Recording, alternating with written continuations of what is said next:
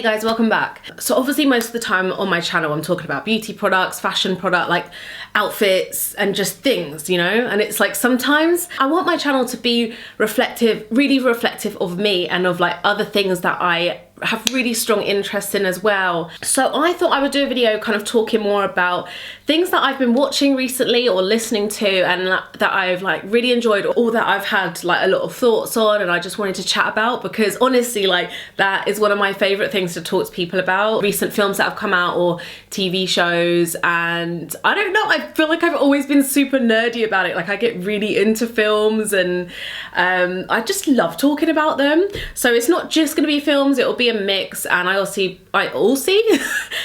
want to talk about like maybe some Instagram accounts and podcasts and music and things like that. So I'm thinking like in the future maybe it could also be like things if I've gone to something in London that I've enjoyed, like a market, or you know, just some hair in my face, maybe something I've learned recently.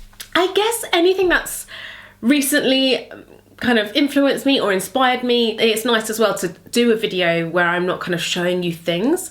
So hopefully you don't mind sitting with me chatting, and like this is what I'd love doing with a friend anyway. It's just like sitting and chatting about things that I've been watching and like what I enjoyed about them. So I've written a little list on my phone. Oh, I've just noticed that my crotch is like, hello. Wait, oh God, no. Oh no, now that looks, that looks worse. Hi. Just ignore the crotch. Firstly, things on Netflix that I've been enjoying. Oh no, not on Netflix. The first thing that I have to talk about, and I feel like, so, you know, with a lot of these things, I'm sure loads of you have watched these things already, but I still want to talk about them, and maybe some of you haven't like seen them yet.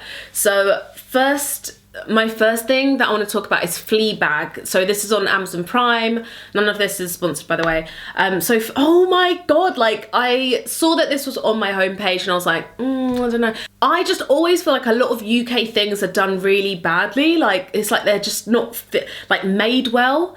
Like I love the UK sense of humour in shows and in films, but a lot of the time I just feel like it's not like executed well.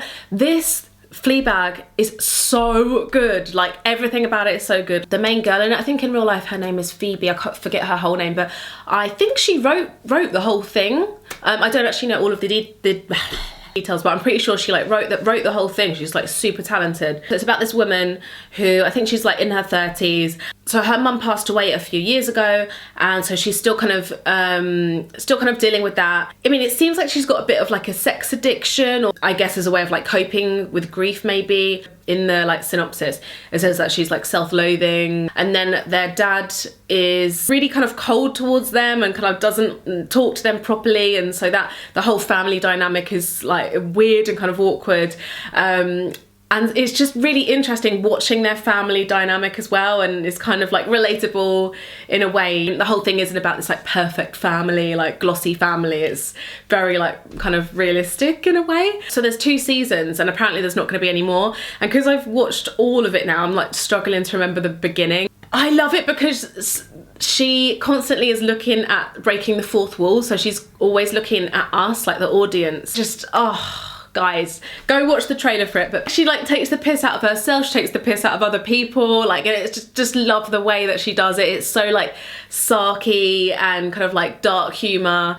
Like as I was watching it, I was like, this is kind of like a more meta dark Bridget Jones, like, you know, not like, it's not cheesy at all like Bridget Jones is. Anyway, I don't know if that made any sense, but you have to watch Fleabag. It's so good. If you're like me anyway and you like kind of that dark humour, I like whizzed through the 2 seasons of it and now I'm so gutted it's finished. Also, you know, it obviously has a feminist take on things, and just, oh my God, like some of the writing, you're just like, yeah, it just hits the nail on the head.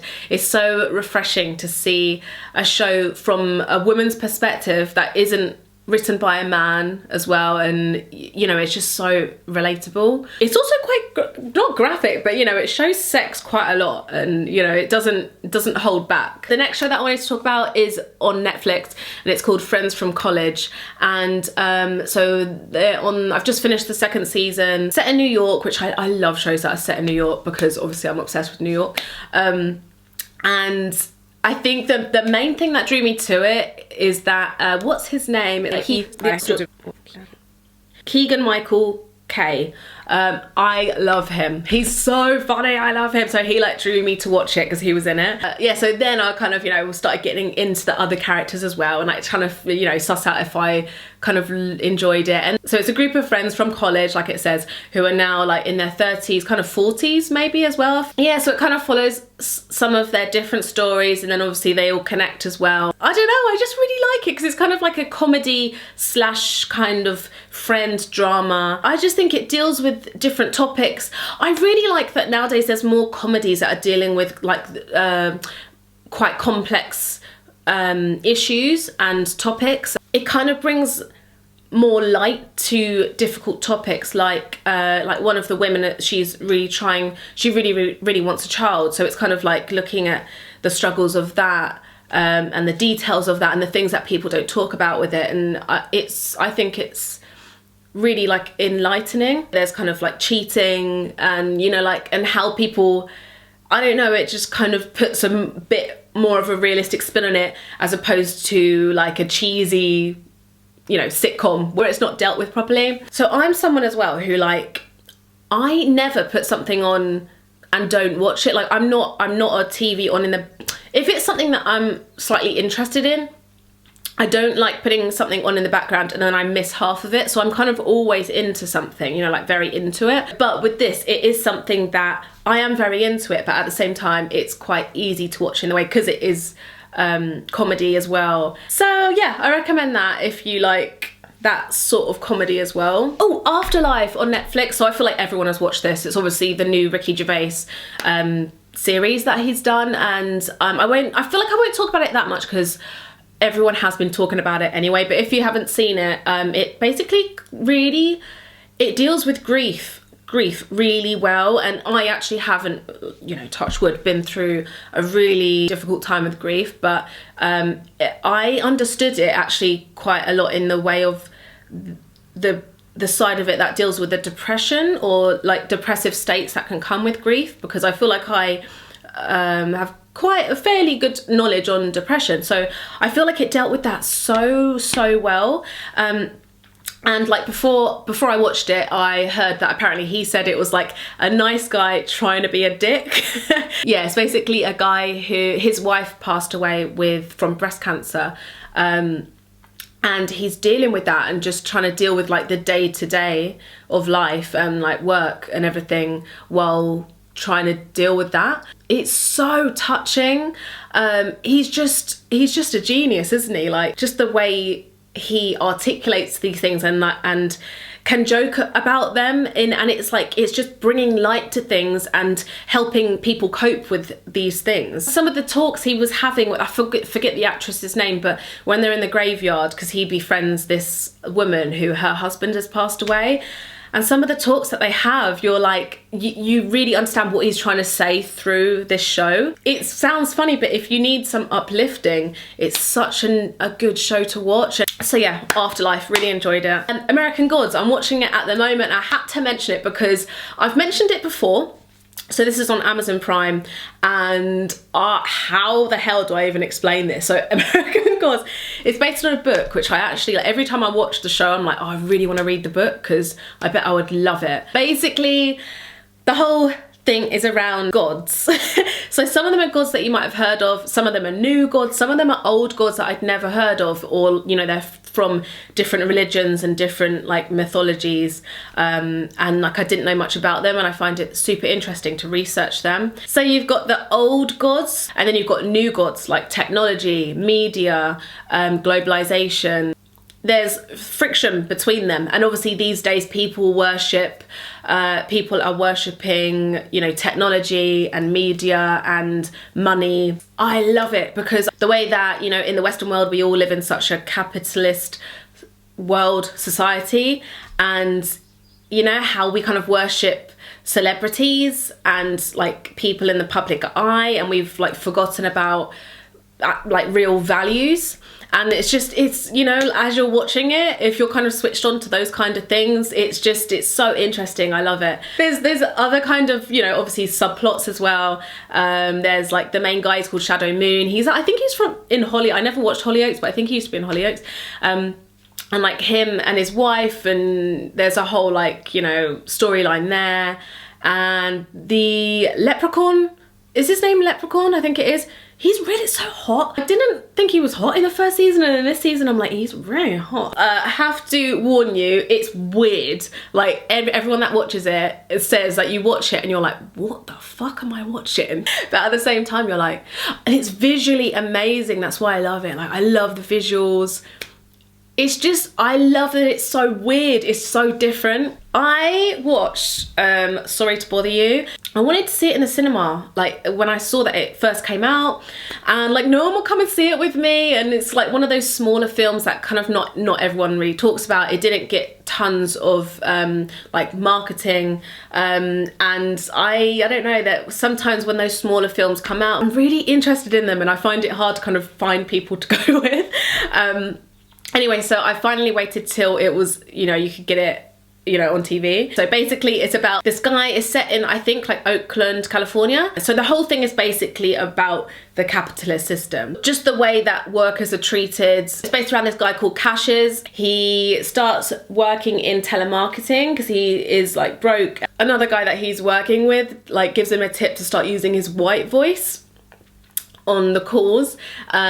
He is like really good at it. He does really well and he kind of climbs the ranks. It covers so many different topics. Like Tessa Thompson is in it as well. I feel like she's in everything at the moment. Her character was really interesting in it, and it really inspired me to like be more like because I love as well watching wardrobes in films. I really loved her wardrobe, so, and you know, the styling in films. So yeah, her character and her wardrobe made me really want to be more like, make my style more personal and have more character. I don't know, it's so easy to get sucked into, you know, just like looking like a blogger. Or, you know, obviously I feel like I've definitely got sucked into that, you know, like I really love like what I buy, but sometimes I look back and I'm like, am I just morphing into the same thing, you know, like the same mold? I don't know, it just made me for summer really want to just be a bit freer with my style. But anyway,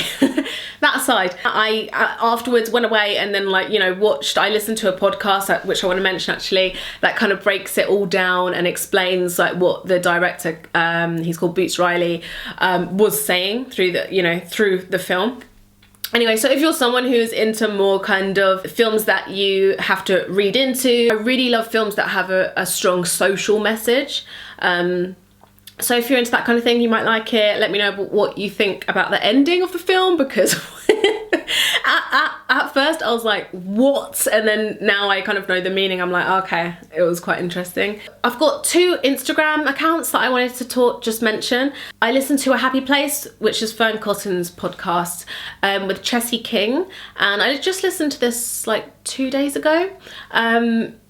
And I really loved it. This one was about social media and about how, you know, how it can affect you and how to not let it, or try for it not to affect you badly, and how to use it in the right way. She was saying how she kind of was posting the same old thing, and then she started posting like, you know, being like super bloated after eating loads and just like realistic things. And yeah, I just really like her account, and I like that she's using it to spread a positive message and just not the constant message of perfection. And it's really inspired me to stop like posting really posed like samey pictures on my Instagram as well. So that's something that I really want to try and do more. I'm like, if I've got this platform, why don't I use it to like spread some happiness, some positivity, like not to make people feel bad because they can't buy those things, or yeah, I just found that really inspiring. Anyway, so I'll link all of this stuff down below. Another podcast that I really want to shout out is Bobo and Flex. I love this podcast so much. I just love like girls especially talking about just real, you know, like realness. Like they talk about so many topics like sex, relationships, social media as well, like being an influencer. I think it's fairly new actually. I don't think they started it that long ago, but one of the girls, so Bobo, where does she live in New York? She's based in the US. And Flex Mummy, I think her handle is, she's based in Australia. So it's nuts because they do it like internationally as well. I just love how outspoken they are, and they're just really fearless in what they talk about, and it really, again, is inspiring to me, because I feel like I've really got into this box of like being scared to say anything anymore, and like being like penalized for anything that I say. So anyway, it's just nice to hear other people talk so openly, and it just reminds you that you can. Not everyone's gonna like what you say ever, but you know, there are people there who will like it. So that's why I'm hoping some of you guys will like this video as well, because this is the kind of content that I like, just like talking about. I just like talking about stuff, you know. Oh, and I have to I've mentioned Russell Brand's podcast before, Under the Skin, but I just wanted to say it again. It's because he has so many interesting people on, and it's just such a variety. Like, some of them are quite heavy politically, and then some he had on Body Posy Panda. I hope I got that right. So that was on body image. Loved that episode as well. And then he had a woman on recently it was much more about kind of spirituality. I know that's such a broad term. Wow, like her story was so interesting, and I just love how deep they got, and they were like talking about like psychedelics, and she was just talking about like each one and like where it comes from, and so interesting. I hope you guys like this video. I'd love to do more like this. If you've watched any of the things that I talked about, let me know, and let me know what you thought down below. Also, feel free to recommend any like things on Netflix that you've been enjoying. I really want to watch The Cure for Wellness on Netflix. I really want to watch the Beyonce documentary. Oh, and I almost forgot. Another thing I loved was on Prime. It was called Homecoming with Julia Roberts. And it was so unexpected. It's something that I didn't watch for ages because I was like, no, this looks boring. And the trailer didn't reel me in at all. Oh my God, so good. It's like a conspiracy, basically. So it's like this government scheme that they set up in like the middle of nowhere in Florida, it said. Oh God, now I can't remember like how much they give away in the trailer, but basically it's kind of about dealing with their PTSD after being in war. I was interested because I always like things that are about like therapists, psychology and things like that, and PTSD, and but there's so much more to it. I don't want to ruin it, but if you like that kind of thing and like conspiracies and like undercover things, and I love the way it's shot as well, definitely recommend it. I really want to watch something similar to that, so if you know anything similar, let me know. I'm gonna go. I'll see you guys soon, and maybe I'll kind of name, I don't know if I should make this a series. Let me know if you have any ideas for what to name it. I'm like, should it be like show and tell, or like just films? And let me know if you have any name suggestions, because I need a bit of help with that. I'll see you guys in the next one. Bye.